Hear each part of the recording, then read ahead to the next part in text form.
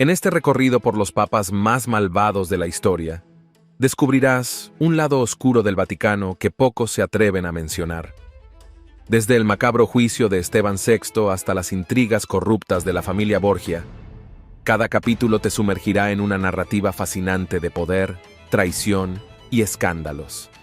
Prepárate para conocer las historias que mancharon la reputación del papado a lo largo de los siglos. Este viaje revelará los excesos, crímenes y conspiraciones de aquellos que ocuparon el trono más sagrado de la cristiandad. ¿Te atreves a descubrir lo que está detrás de las puertas del Vaticano? Número 1. Esteban VI, el juicio macabro. El sínodo del cadáver no solo destaca por su rareza, sino por ser uno de los momentos más perturbadores en la historia del papado. En el contexto medieval, donde la muerte y lo macabro eran cotidianos, este acto iba más allá de lo imaginable, cruzando límites incluso para una época tan violenta y cargada de supersticiones. Esteban VI, cegado por el odio y el deseo de venganza política, no solo buscaba destruir la reputación de su predecesor Formoso, sino que también intentaba mandar un mensaje claro a sus enemigos y aliados. Ningún adversario, ni siquiera los muertos, estaba a salvo de su furia. Lo increíble de este evento es que no se trataba de una cuestión meramente personal. Formoso había sido un papa moderado, pero apoyó a la facción política contraria a la que favorecía a Esteban VI. Y esa traición no iba a quedar impune, al menos no para el nuevo papa. La política romana, una mezcla de alianzas cambiantes y traiciones, se había infiltrado en el corazón de la Iglesia, transformando lo que debía ser un liderazgo espiritual en un juego de poder sucio. El hecho de que Esteban VI se sintiera lo suficientemente seguro como para organizar un espectáculo de este tipo muestra hasta qué punto el papado estaba en crisis. Era más una posición política que espiritual, donde las maquinaciones y venganzas personales tenían prioridad sobre el bienestar de los fieles. El juicio en sí fue una burla a todo lo que el papado representaba. El cuerpo de Formoso, en estado de descomposición después de 9 meses bajo tierra, fue desenterrado y vestido con las ropas papales como si fuera a ser honrado, solo para ser colocado en el trono papal y ser humillado públicamente. La escena de un cadáver putrefacto siendo acusado de crímenes, defendido torpemente por un diácono que hablaba en su nombre, era una mezcla grotesca entre lo absurdo y lo espantoso. Lo que más sorprende es que Esteban VI esperaba que este espectáculo reforzara su autoridad, cuando en realidad terminó alienando a toda la comunidad romana. La mutilación del cadáver, cortándole los dedos que usaba para bendecir, tenía un significado profundo y simbólico. Esteban VI quería borrar cualquier vestigio de autoridad espiritual que Formoso hubiera ejercido, incluso en la muerte. Lanzar su cuerpo al Tíber era el último acto de desprecio, como si quisiera borrar la existencia misma de su predecesor. Pero este acto, en lugar de consolidar el poder de Esteban VI, desencadenó una serie de eventos que sellaron su propio destino. El pueblo de Roma, horrorizado por tal demostración de crueldad y falta de respeto por los muertos, se rebeló rápidamente. El juicio macabro, que debía ser una demostración de poder absoluto, se convirtió en la chispa que encendió la indignación popular. Esteban VI fue derrocado en un golpe que no tardó en llegar, encarcelado y finalmente estrangulado en prisión. Su reinado, aunque breve, dejó una marca indeleble en la historia de la Iglesia, no solo por el sínodo del cadáver, sino por ser un reflejo de cómo el papado había caído en el abismo de la política y la violencia. Este episodio sigue siendo un símbolo de hasta dónde puede llegar el ser humano cuando el poder y la venganza se combinan, y cómo incluso las instituciones más sagradas pueden corromperse por las ambiciones personales. Número 2. Benedicto IX, el Papa de los escándalos. Benedicto IX, uno de los papas más jóvenes en la historia del papado, asumió el poder con tan solo 20 años en un momento en el que el trono de San Pedro no solo era un puesto de poder espiritual, sino también una herramienta política poderosa. Hijo de una familia influyente, los tusculanos, Benedicto IX fue colocado en el papado por las maniobras de su padre, el conde Alberico III, que utilizó su influencia y riqueza para asegurarse de que su hijo ascendiera al trono. Desde el principio, quedó claro que este papa no tenía ninguna intención de cumplir con el rol espiritual y moral que se esperaba de él. Los relatos de la época describen a Benedicto IX como un papa completamente desinteresado en la santidad y más preocupado por sus propios placeres y ambiciones. Era conocido por llevar una vida de libertinaje, frecuentando fiestas y orgías, y cometiendo actos que se consideraban altamente inmorales para alguien en su posición. Los rumores de sus relaciones amorosas y su estilo de vida desmedido hicieron que los cronistas de la época lo acusaran de todo tipo de pecados, desde adulterio hasta asesinatos. Su nombre estaba constantemente envuelto en escándalos, y la corrupción era la norma bajo su mando. Lo que hizo que Benedicto IX se destacara aún más entre los papas corruptos fue su abuso flagrante del poder. No solo cometía fechorías personales, sino que además vendía cargos eclesiásticos a cambio de dinero, una práctica conocida como simonía, lo que profundizó aún más la crisis moral y política de la Iglesia. La venta de estos cargos causó una enorme indignación entre los fieles y llevó a un colapso en la autoridad moral de la Iglesia. A pesar de las constantes denuncias de inmoralidad, Benedicto IX no fue expulsado del trono papal en una sola ocasión, sino en varias. Sin embargo, cada vez que era destituido, encontraba la manera de regresar, apoyado por poderosos aliados que veían en él una oportunidad de continuar controlando el papado para sus propios fines políticos. En una de las ocasiones más infames de su vida, Benedicto IX llegó incluso a vender el papado a su padrino, el futuro Papa Gregorio VI, por una suma considerable de dinero. Este acto fue un claro ejemplo de su desprecio por el cargo sagrado que ocupaba, utilizando el papado como una mercancía que podía ser comprada y vendida. Finalmente, su desinterés por mantener el control del Vaticano y su falta de piedad lo llevaron a ser expulsado de Roma definitivamente. Sin embargo, el daño ya estaba hecho. El legado de Benedicto IX quedó marcado por la profunda corrupción que instauró en la Iglesia y por la manera en que su vida personal contribuyó a una de las épocas más oscuras del papado. Su papado no solo fue un reflejo de su decadencia personal, sino también del colapso moral de la Iglesia en ese tiempo, debilitando su autoridad y respeto entre los fieles. Además de su inmoralidad personal, su insistencia en mantener el poder a toda costa sentó un peligroso precedente. Su repetida vuelta al trono papal, incluso después de haber sido derrocado, demostró que la Iglesia se encontraba en un estado de debilidad, donde las decisiones políticas superaban las necesidades espirituales. Benedicto IX es recordado como uno de los papas que mancharon la reputación de la Iglesia de manera profunda y duradera, dejando un legado oscuro que impactó a futuras generaciones y a la propia estructura del papado. Número 3. Sergio III, el Papa asesino. Sergio III, el Papa que gobernó entre los años 904 y 911, es recordado principalmente por ser el primer pontífice en estar directamente implicado en un asesinato, algo que desdibuja por completo la imagen de un líder espiritual. En una época marcada por el caos y la inestabilidad en Roma, Sergio no dudó en utilizar la violencia como herramienta para consolidar su poder y eliminar cualquier amenaza a su autoridad. Al tomar el trono papal, Sergio no solo encarceló a sus rivales, el Papa León V y el antipapa Cristóbal, sino que fue más allá. Ordenó sus asesinatos para eliminar cualquier posibilidad de que volvieran a disputar el poder. Esta táctica de eliminar a sus adversarios a través del asesinato no tenía precedentes directos en la historia del papado, lo que convierte a Sergio III en una figura temida y oscura. Para él, la muerte era simplemente otro recurso político en su búsqueda por mantener el control absoluto del Vaticano. El nepotismo que reinó bajo su mandato fue uno de los peores que Roma había visto. Sergio utilizó su posición no solo para beneficiarse a sí mismo, sino también para colocar a sus familiares y aliados en los puestos más altos de la Iglesia.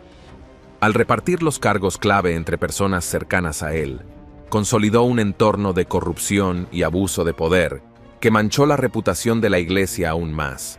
El papado se había convertido en una herramienta de poder secular, y la espiritualidad y las enseñanzas religiosas parecían haber quedado en un segundo plano.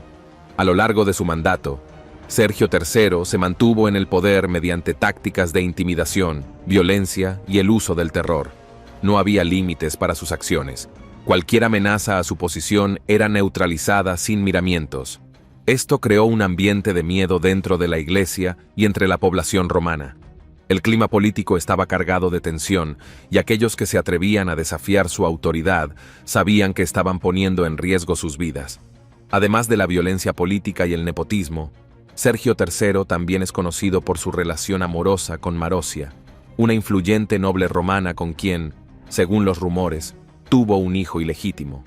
Este hijo, Juan XI, más tarde también se convertiría en papa, lo que muestra hasta qué punto Sergio utilizó su poder para consolidar una dinastía familiar dentro de la Iglesia. Este tipo de relaciones no solo generaron escándalos en su tiempo, sino que también revelaron cómo el papado había caído en un ciclo de decadencia moral. El reinado de Sergio III está plagado de corrupción, escándalos sexuales y violencia, y representa uno de los periodos más oscuros del papado. No solo asesinó para llegar al poder, sino que mantuvo su dominio a través del miedo y la represión. Su mandato, lejos de restaurar el orden en una Roma caótica, profundizó aún más la crisis moral de la Iglesia y debilitó su autoridad espiritual. Sergio consolidó una era en la que la fe y los ideales religiosos fueron eclipsados por las luchas de poder y la ambición personal, dejando un legado manchado por la crueldad y la corrupción. Número 4. Juan XII, el Papa libertino. Juan XII, elegido Papa a los 18 años, es uno de los ejemplos más claros de cómo la juventud y la inexperiencia, combinadas con el poder absoluto, pueden llevar a una corrupción sin precedentes. Su elección no fue basada en méritos ni en su devoción, sino en la influencia política de su poderosa familia. Desde el principio, Juan dejó claro que su prioridad no era la espiritualidad ni el bienestar de la Iglesia, sino el placer personal y la expansión de su poder. A menudo comparado más con los emperadores romanos de la antigüedad que con un líder espiritual, Juan XII disfrutaba de una vida llena de excesos. Sus banquetes eran conocidos por su opulencia, y el juego y las apuestas eran actividades comunes en sus reuniones. Pero lo que más escandalizaba a la Iglesia no eran sus fiestas lujosas, sino su comportamiento personal. Juan no tenía reparo en mantener relaciones con múltiples mujeres, algunas de ellas casadas, y, según rumores, incluso con familiares, lo que intensificaba el escándalo a su alrededor. Su vida libertina hizo que muchos dentro de la Iglesia comenzaran a dudar seriamente de su capacidad para liderar y proteger los valores que representaba. La falta de piedad de Juan XII no se limitaba a su vida personal. Su comportamiento en la política era igual de cuestionable. En su intento por mantener el control en Italia, forjó una alianza con Otón I, emperador del Sacro Imperio Romano Germánico, prometiéndole la corona imperial a cambio de apoyo militar. Al principio, esta estrategia parecía exitosa, ya que le proporcionaba el respaldo necesario para mantener su posición. Sin embargo, la relación entre ambos se deterioró rápidamente, pues Juan, temeroso del creciente poder de Otón, intentó distanciarse, lo que desató una cadena de eventos que llevaron a su caída. En el año 963, Otón convocó un sínodo para juzgar a Juan XII por una serie de crímenes. Las acusaciones eran tan variadas como graves, desde blasfemia hasta simonía, la venta de cargos eclesiásticos, pasando por perjurio y, según se dijo, incluso invocar a dioses paganos. Estas acusaciones no solo desprestigiaron su papado, sino que también profundizaron la crisis moral que ya reinaba en la Iglesia. El resultado del sínodo fue su destitución temporal, aunque Juan logró recuperar el poder brevemente, apoyado por algunas facciones leales. A pesar de sus intentos por aferrarse al poder, el reinado de Juan XII terminó de manera abrupta y vergonzosa. Su vida de excesos lo alcanzó cuando murió de un derrame cerebral, en circunstancias que reflejaban su falta de moral. Se dice que estaba en la cama con una mujer casada al momento de su muerte. Este trágico final simboliza perfectamente su vida llena de escándalos y abusos de poder. El legado de Juan XII es uno de decadencia y corrupción. En lugar de ser recordado como un líder espiritual, su nombre quedó marcado por los escándalos sexuales, la traición política y la incapacidad de gobernar con moralidad.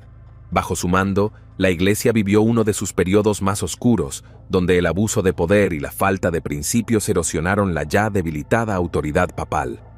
Número 5. Bonifacio VIII, el Papa de las ambiciones desmedidas.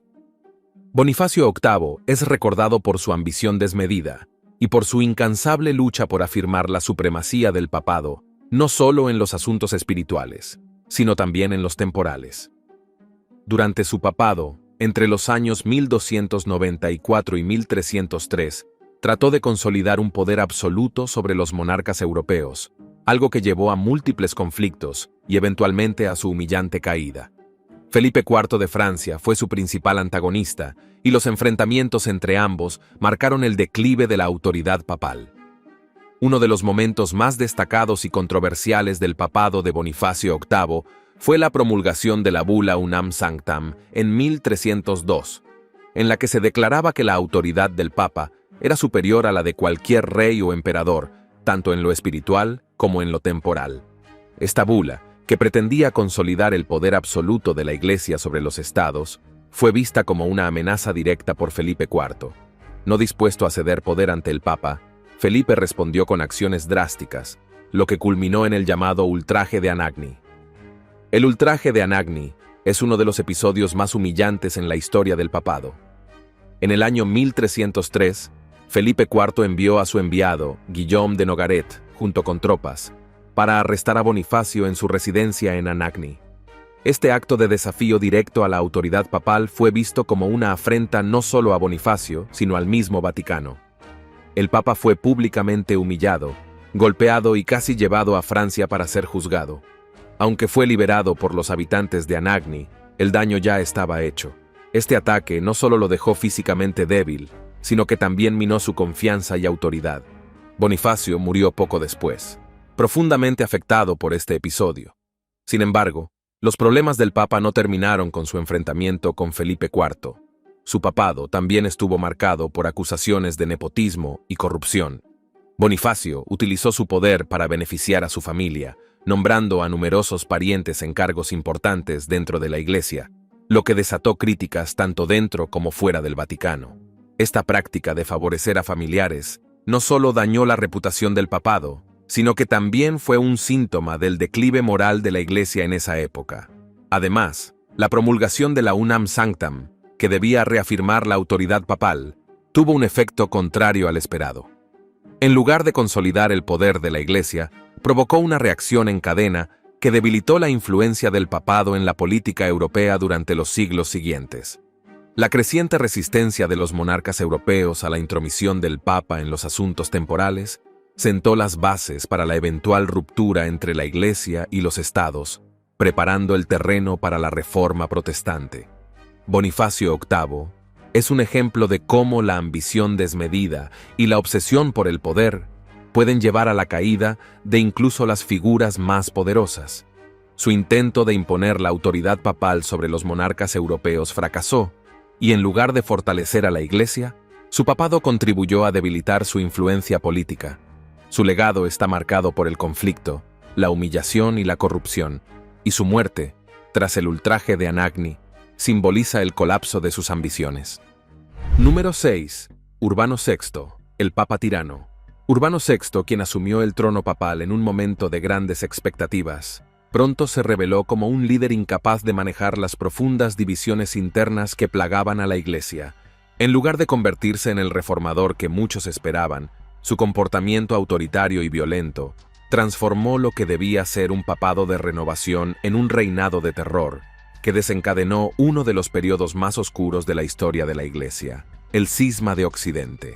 Urbano VI fue elegido con la esperanza de que reformara una Iglesia profundamente corrompida. Sin embargo, desde el principio, su personalidad tiránica comenzó a alejar a aquellos que lo habían apoyado. En lugar de liderar con sabiduría y conciliación, Urbano optó por gobernar con mano de hierro, aplicando una política de terror contra cualquiera que osara oponerse a él. Entre sus medidas más brutales, se cuenta la detención y tortura de varios cardenales, algunos de los cuales fueron ejecutados bajo sus órdenes. Este comportamiento no solo alienó a los cardenales, sino que también creó un ambiente de temor y paranoia dentro de los círculos más cercanos del papado.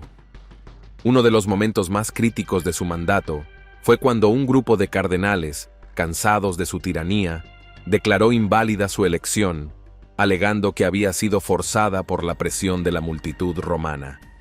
Esta acusación fue un golpe devastador para la autoridad de Urbano VI, y en respuesta, los cardenales eligieron a un nuevo papa, Clemente VII, quien estableció su sede en Aviñón.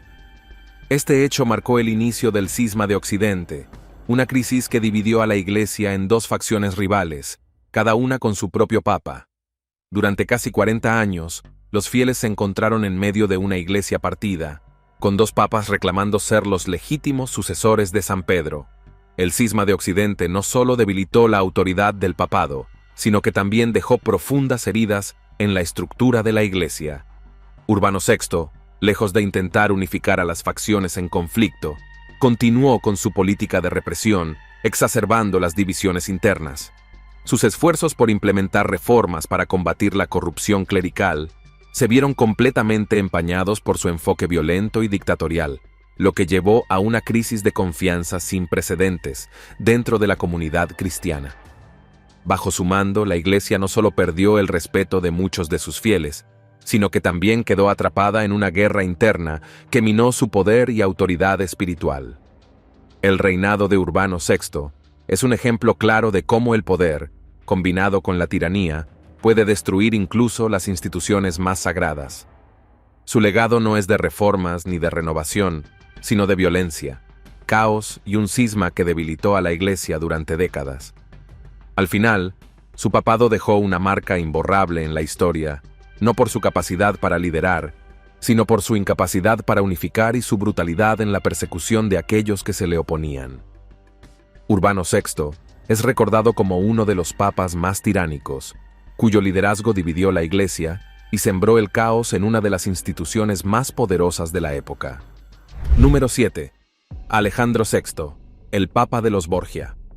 El papado de Alejandro VI, también conocido como Rodrigo Borgia, no es solo uno de los más escandalosos de la historia, sino también un testimonio de hasta qué punto el poder puede corromper incluso a la institución más sagrada de la cristiandad. Bajo su mando, el papado se convirtió en una maquinaria política destinada no a la salvación espiritual, sino a la acumulación de poder y riqueza para la familia Borgia. Alejandro VI es el epítome de la corrupción papal, y su reinado, entre los años 1492 y 1503, estuvo marcado por el nepotismo descarado, la venta de indulgencias y una vida de lujos y excesos personales que eran inconcebibles para un líder espiritual. Desde el momento en que Rodrigo Borgia asumió el trono de San Pedro, quedó claro que su papado sería diferente. Utilizando la simonía, una práctica que consistía en vender cargos eclesiásticos a cambio de favores o dinero, Alejandro se aseguró de que sus aliados más cercanos estuvieran en posiciones clave dentro de la Iglesia. No solo era una forma de consolidar su poder, sino también una manera de garantizar la lealtad incondicional de aquellos que le debían su posición. Esta corrupción institucionalizada no solo dañó la reputación de la Iglesia, sino que también dejó una marca indeleble en la historia del papado. Uno de los aspectos más sorprendentes del papado de Alejandro VI fue su total falta de interés en ocultar sus escándalos personales. Reconoció públicamente a sus hijos ilegítimos, algo inusual para la época, especialmente para un papa. Entre sus hijos, César Borgia es sin duda el más conocido, y bajo la tutela de su padre, se convirtió en una de las figuras más temidas de su tiempo. Con el apoyo militar y financiero de Alejandro, César emprendió una serie de campañas militares destinadas a expandir los territorios de los estados pontificios. Sin embargo, estas campañas no eran solo para fortalecer el poder de la Iglesia, eran, en realidad, una extensión de la ambición personal de la familia Borgia. El nepotismo de Alejandro VI no se limitó a César. También colocó a sus otros hijos, incluyendo a Lucrecia Borgia, en posiciones de poder, utilizando los matrimonios estratégicos como una forma de tejer una red de alianzas que le permitiera mantener el control sobre diversas facciones europeas. Lucrecia, por su parte, se casó varias veces, cada matrimonio cuidadosamente planeado para aumentar la influencia de los Borgia en las cortes europeas. Los rumores sobre sus relaciones y el uso de veneno como arma de poder no hicieron más que alimentar el aura oscura que rodeaba a esta familia. En cuanto a su vida personal, Alejandro VI era conocido por su hedonismo y falta de moralidad. Sus banquetes lujosos, donde la opulencia no tenía límites, y las fiestas privadas, llenas de excesos sexuales, eran un secreto a voces en Roma. Mientras los fieles luchaban por mantener la fe en una iglesia que predicaba la austeridad, Alejandro y su corte vivían en un lujo desenfrenado, lo que no hacía más que acrecentar la brecha entre los ideales espirituales y la realidad del papado. Este comportamiento no solo debilitó la moral de la iglesia, sino que también erosionó la confianza del pueblo en su líder espiritual. El legado de Alejandro VI es uno de decadencia moral. Bajo su mando, el papado tocó uno de sus puntos más bajos, lo que contribuyó a preparar el terreno para la reforma protestante. La flagrante corrupción y el uso del poder papal como herramienta para fines personales demostraron cuán lejos había llegado la Iglesia en su desvío de los principios cristianos. Para muchos, Alejandro VI es un símbolo de cómo la ambición y el deseo de poder pueden corromper incluso a aquellos que se supone deben guiar a los fieles hacia el camino de la redención. A pesar de todos sus excesos y la depravación de su vida, Alejandro VI fue un hombre astuto y hábil en el manejo de la política europea. Supo tejer alianzas, manipular a sus enemigos y asegurar la supervivencia de su familia, incluso en medio de traiciones y rivalidades constantes. Aunque su legado está manchado por la corrupción y el escándalo, no se puede negar que fue un maestro en el arte de la política, y su nombre, para bien o para mal, sigue siendo sinónimo de la corrupción papal en su forma más extrema. Número 8. León X, el Papa de las Indulgencias. León X, nacido como Giovanni de Medici, fue un papa cuya obsesión por el lujo y el arte contrastaba profundamente con las responsabilidades espirituales de su cargo. Como miembro de la influyente familia Medici de Florencia, una de las más poderosas de su época, desde su elección al papado en 1513, León no ocultó su inclinación por la opulencia y el esplendor. Utilizó los vastos recursos de la Iglesia para financiar obras artísticas y arquitectónicas que hoy en día son consideradas parte del patrimonio más valioso del mundo. El patrocinio a artistas como Miguel Ángel y Rafael dejó un legado cultural incuestionable, con monumentos como la Capilla Sixtina y la Basílica de San Pedro, que aún hoy atraen a millones de personas. Sin embargo, este amor por el arte y el lujo vino acompañado de decisiones financieras desastrosas. Para financiar estos ambiciosos proyectos, León X recurrió a prácticas que poco tenían que ver con la espiritualidad y mucho con la avaricia.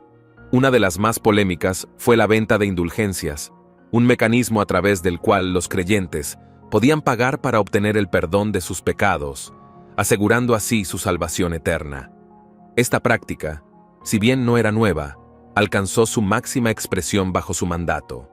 Los fieles, motivados por el temor al castigo divino, acudían en masa para comprar su salvación, lo que representaba un negocio extremadamente lucrativo para las arcas de la Iglesia, pero profundamente dañino para su imagen y misión espiritual.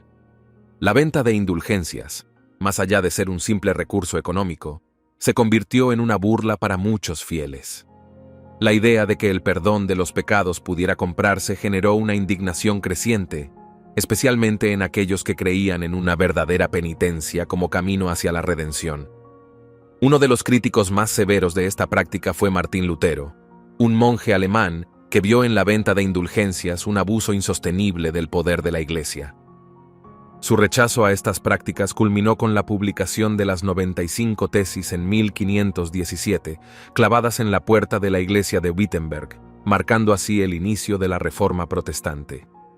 Este movimiento no solo sacudió los cimientos de la Iglesia Católica, sino que dividió a la cristiandad en dos ramas principales, desencadenando uno de los cismas más significativos de la historia religiosa. A pesar de la creciente resistencia y de las señales de que el papado necesitaba una reforma urgente, León X continuó con su vida de excesos. Ignoró las advertencias y las crisis internas, prefiriendo disfrutar de los lujos que su posición le otorgaba. En lugar de abordar las críticas y tratar de reformar la Iglesia desde dentro, León optó por condenar las ideas de Lutero sin comprender el alcance del descontento que había provocado. Cuando finalmente decidió actuar, ya era demasiado tarde. El movimiento protestante había ganado terreno, y la fractura dentro de la Iglesia Católica se volvió irreparable. El legado de León X es contradictorio. Si bien su patrocinio al arte dejó un impacto duradero en el mundo cultural, su desdén por los asuntos espirituales y su mala gestión financiera contribuyeron a una de las crisis más profundas de la Iglesia. Su incapacidad para prever las consecuencias de sus decisiones abrió la puerta a la Reforma protestante y al declive de la autoridad papal en Europa. León X es recordado no solo por su esplendor artístico, sino también por su fracaso en preservar la unidad y la integridad moral de la Iglesia, lo que permitió que la decadencia floreciera y que la división cristiana se afianzara para siempre.